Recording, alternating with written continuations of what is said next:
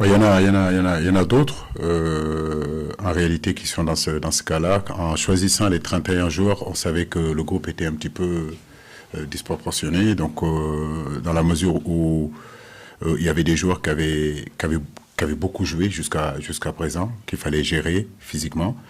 Des joueurs qui n'avaient pas beaucoup joué et qui ont peu joué aussi. Donc, le groupe est divisé ainsi.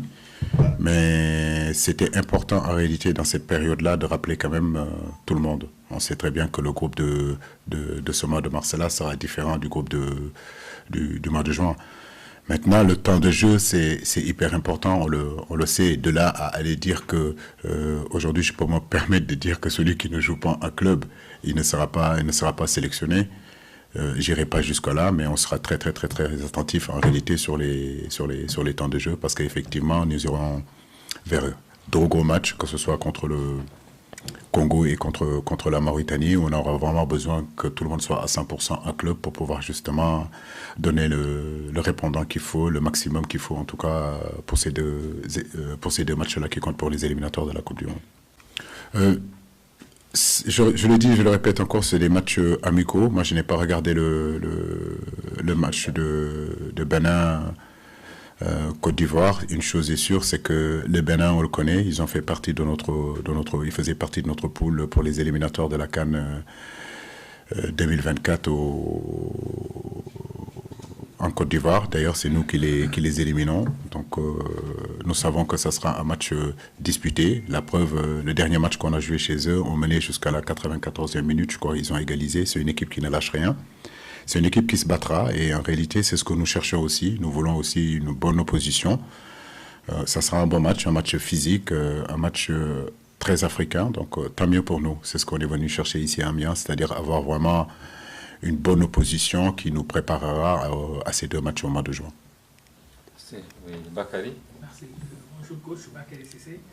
Coach, le système avec lequel vous avez joué contre le Gabon, c'est le même système avec lequel vous avez joué au Togo. Et malheureusement, ce jour-là, votre équipe était ballottée.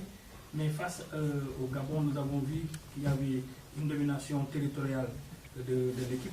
Est-ce à dire que c'est vous qui compreniez mieux ce système ou bien les joueurs sont parvenus à évoluer et à comprendre que c'est un système à double tranchant, un couteau à double tranchant? Non, il n'y a pas de système à double tranchant. Et en fait, le système, encore, je le dis, je le répète, Bakary, c'est pas le plus important dans le système dans le football, quoi. Je veux dire, les gens parlent tout le temps de système, de système. Mais je veux juste, pour ton information, te dire que dans cette équipe nationale, il y a de grands joueurs. C'est pas des joueurs... c'est pas des jeunes joueurs, c'est des joueurs aujourd'hui qui font qui font le métier le plus noble, mais ils le font dans des clubs, ils le font dans des championnats les plus relevés. Tactiquement, ce sont des garçons qui sont au courant de ce que je fais. Habib, il est là, d'autres, vous pouvez leur demander, ils sont au courant du système qu'on est en train de faire. Ils savent exactement quel est leur rôle dedans, donc ils essayent de le remplir. Encore une fois de suite, je le dis, il n'y a pas un système qui est infaillible. En réalité, chaque système a ses avantages, a ses inconvénients. Si on avait le système approprié où chaque fois qu'on met ce système-là, on gagnerait, bah, tous les entraîneurs iront là-bas pour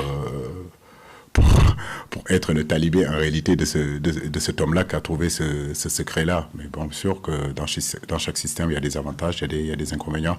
Mais je suis plutôt satisfait du rendement qui a été donné par l'ensemble du groupe contre le Gabon. Donc on verra contre le Bénin, peut-être que ça sera un autre système ou bien ça sera le même système. Une chose est importante, c'est que les joueurs aujourd'hui sont concernés, ils savent ce que j'attends d'eux et de ce que l'équipe attend d'eux, c'est à eux de faire le maximum justement pour que chacun soit à son meilleur niveau pour que collectivement qu'on puisse avoir vraiment une expression collective digne de ce nom-là et gagner le match et se mettre surtout en confiance pour les prochaines échéances. Une question pour Habib. Oui, Habib, hein? Bon. Pour les deux. Les deux, ok. D'abord, vas-y d'abord. Coach, c'est juste, Fatima l'a dit. Fatima a dit, vous allez rencontrer un autre peut-être beaucoup plus coriace. Est-ce que Aliou va faire confiance au groupe qui a donné satisfaction à la part dernière ou bien est-ce qu'il va continuer à tourner? On a choisi 31 joueurs. Quand vous regardez, pratiquement, on en a perdu, je crois, 4 ou 5 ou 6. Mais l'objectif, effectivement, au départ, Adama, c'était sur ces 2 matchs-là, de pouvoir en réalité donner du temps de jeu en groupe. Et puis sur le deuxième match, donner du temps de jeu à un autre groupe. Donc nous allons nous inscrire dans cette ligne directrice de pouvoir quand même donner du temps de jeu à ces deuxième match-là. L'équipe sera fortement modifiée par rapport au premier match, parce que pour moi c'est normal, on ne peut pas convoquer tous ces joueurs-là et ne pas leur donner du temps de jeu. Donc on fera tout ce qui est possible en tout cas pour donner du temps de jeu. Donc effectivement le match de demain nous permettra aussi de changer l'effectif et de changer les joueurs qui ont commencé le match contre le Gabon. Merci. Aya. Alors, moi, c'était la même question que Adama pour coach.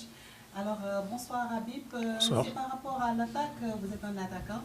On a vu beaucoup de déchets face au Gabon, même s'il y a eu un turnover par rapport au 11 de départ. Cette fois-ci, entre vous, certainement, vous êtes en train de discuter, mais le travail qu'il faudrait faire, parce qu'on a vu peut-être que c'est ce manque de réalisme de l'équipe qui a été à l'origine de cette élimination en 8e de finale, surtout au niveau de la pointe de l'attaque, parce que face au Gabon, on a vu Bamba, on a vu aussi vous, il y a eu quand même quelques ratés. Alors qu'est-ce que vous allez faire par rapport à ça, pour être beaucoup plus tranchant? Oui, pour le match de Gabon, on a eu pas mal d'occasions. Après, on a marqué que 3. Après, nous, les attaquants, on sait que des fois, on manque des occasions, mais c'est pas fait exprès. Quand on rate des occasions, on voulait forcément le marquer. Après, on a du travail à faire encore devant les buts pour essayer de ne pas manquer les occasions. Surtout ce match contre Gabon, on a eu pas mal d'occasions en premier mi-temps. Même en deuxième mi-temps, on a eu aussi. Mais on va travailler pour ça. Oui. Bonjour Habib. Bonjour. Bonjour Habib. On a remarqué un club, Habib Diallo en club, il est efficace devant les buts, il marque des vingtaines de buts par saison. Et en sélection, il a du mal à être efficace devant les buts. Qu'est-ce qui existe ça? Oui, là, vous parlez de l'équipe nationale et en club, donc c'est pas pareil. Donc un club, c'est un groupe, on est tout le temps ensemble, on travaille tout le temps presque 11 mois ensemble, donc en sélection, on est là des fois pour un mois, maximum 1 mois, donc après c'est pas pareil, tu peux jouer avec des gens qui connaissent ton jeu tout le temps, tu vis avec eux tout le temps, mais en sélection, tu es au moins 2 semaines avec eux, donc après il faut travailler pour se connaître mieux, chacun connaît le jeu de l'autre, donc je pense qu'on va y arriver, donc... Oui, Fatima. C'est juste par rapport à votre intégration en club. Est-ce que ça a été facile? Non, au début c'était compliqué. Après, ça arrive à tout le monde. Donc chacun, je pense que si tu es un footballeur, chaque footballeur est passé par là. Donc moi, c'était début de saison, c'était compliqué. Mais là, en ce moment, je reviens petit à petit. Donc j'espère que ça va continuer comme ça et continuer de marquer des buts en club et en sélection. Oui, oui. C'est à peu près la même question Okay. en fait, mais au coach, hein? Non, c'était Habib. Ouais. On va parler Habib. Vous enchaînez là. Non, Habib. C'est à peu près la même question que j'avais en fait, parce que le début de saison a été compliqué, mais depuis la CAN, il y a comme un déclic. Est-ce que tu t'es nourri de cette élimination-là à la CAN où tu marques ce premier but-là en plus qui nous rend tous heureux, où on s'est dit voilà, il y a moyen d'aller le faire. Est-ce que tu t'es nourri de cela? Est-ce que c'est ça qui a créé ce déclic-là? Parce que depuis que tu es revenu de la Coupe d'Afrique, là tu performes bien. Là franchement ça se voit, ça fait je pense 4 matchs ou 5 matchs d'affilée, 4 matchs, hein, si je ne me trompe pas, où tu es décisif, donc quand même tu le sais mieux que moi. Est-ce que c'est ça qui a été ton déclic? Au-delà même de l'acclimatation évidemment, du changement de la France à la RDC? Oui, on peut dire que la CAN s'est joué un peu parce que avant qu'on parte en Côte d'Ivoire, on a bien travaillé quand on était au Sénégal. Ça que, je pense que ça m'a permis de gagner plus de travail physique que j'avais un peu manqué quand j'étais en Arabie Saoudite au début. Je pense que la CAN, ça joue un peu aussi. Donc, de retrouver au top niveau. Donc, Oui, là, on prend la toute dernière question. Une question après Bakary. Oui. Voilà, coach, nous savons que vous êtes un conservateur dans l'âme et que depuis que vous êtes là, jusqu'avant ce match, votre ossature, vous l'avez gardé à 80%. Nous sommes sûrs aussi qu'après le match contre le Gabon, vous avez des certitudes par rapport aux nouveaux qui sont arrivés. Est-ce à dire que dans 4 mois, vous êtes prêt à chambouler, n'est-ce pas, la tanière en profondeur? On n'est pas dans une révolution. Je crois que c'est très important. Toi-même, tu l'as expliqué. Tu sais que je suis quelqu'un qui aime travailler quand même dans une certaine continuité. Depuis que j'ai pris l'équipe jusqu'à aujourd'hui, on n'a pas vu vraiment une révolution au niveau de la tanière. Mais surtout une équipe qui continue à vivre ensemble, une équipe qui continue à avoir une expérience collective, qui a fait pas mal de compétitions. Mais comme je l'ai dit, l'équipe nationale du Sénégal aussi, c'est la forme du moment. Une sélection aussi, c'est la forme du moment. On verra au mois de juin comment nos joueurs de tous bords vont venir et dans quelle forme ils viendront. Et je l'ai dit, ouvrir la tanière ne veut pas dire aujourd'hui faire une révolution. C'est juste continuer à travailler et rajouter encore beaucoup plus de qualité de joueurs par rapport à ce que nous avons déjà et continuer encore à réfléchir sur le 11 de départ.